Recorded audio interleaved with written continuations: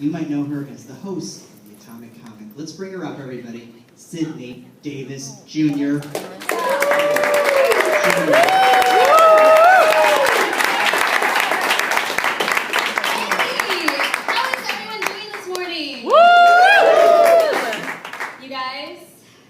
I've been killing it this week in the romance department. You laugh because I look the way I do, but it's true.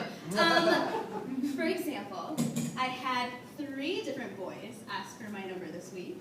Woo! Guess how many called me? No, 0. But it's pretty cool. It's pretty cool. You know, I got to the step where they ask. Another thing. Who's tired of Facebook quizzes? Oh, the ones where it's like, what ice princess would you be if you were in Disney? You know, what STD would you have if you had one? I took one. Finally, I caved. I know. I tried to avoid them, but here's why. The quiz was titled, "What alter ego represents your sex life?" I know. I was like, what am I going to get, like Spider-Man? Am I going to get, like, Wolverine? I don't even know what that would mean. I got Amish. So basically what I learned is, you can't come home with me, but I can make you a killer quilt. Like if you want strawberry preserves, right here. You guys, I also realized this year that I have had more rabbits in my apartment than I've had men in my apartment.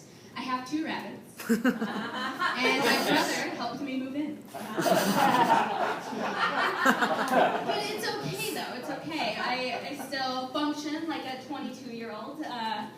What does that mean? I don't know why I said that. I still function all the parts. The warranty is good. I saw my ex this week. And when I say saw, I mean he stayed with me because his long-distance girlfriend, who also lives in Chicago, broke up with him day 1 of a 5-day trip to visit her. So he had to crash land someplace until he could catch the Amtrak on a Friday. But it was okay, though. It was okay. Because finally, my double order for Thai food was actually eaten by a second person. It wasn't just me trying not to look lonely to the people I was placing order with. So that was actually eaten. We went to college together, my ex and I. I'm from Arkansas, and we went to the University of Arkansas, Monticello. And it always bothered me. She went to school with us too, the ex who broke up with him, because she was always trying to make me jealous, and I don't get that. Like, round of applause for people who don't understand why the ex tries to make the former jealous. Like, to me, this is what it's like, okay? So I go to Subway, right? And I get like a sub, maybe 6-inch, maybe foot long.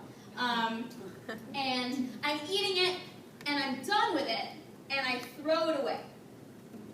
Homeless man comes out, gets it out of the trash, looks at me and is like, this sandwich is so good. Like, too bad you can't taste it.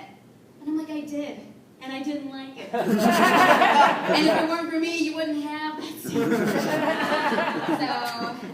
But we did go to the University of Arkansas, Monticello, and our mascot was the boll weevil.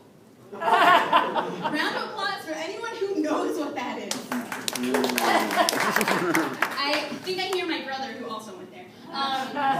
No, a boll weevil is a now extinct bug that at one point was viciously known for wiping out the cotton crops in the South. Like it was a real big deal back in 1901.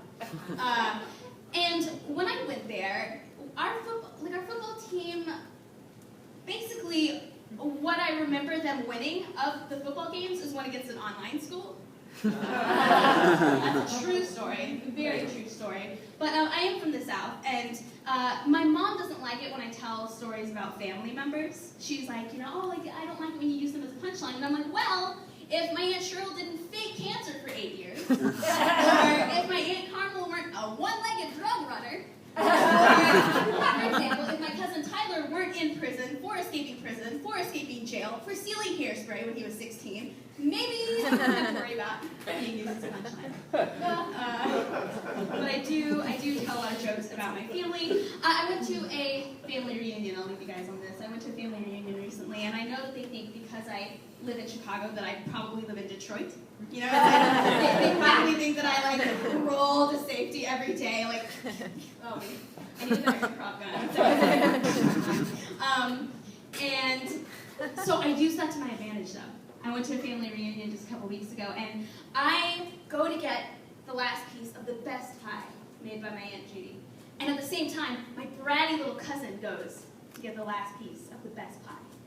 And he looks at me and he says, "I deserve it. I'm the youngest." And I looked at him and I said, "You have no idea the things I see." And I took it.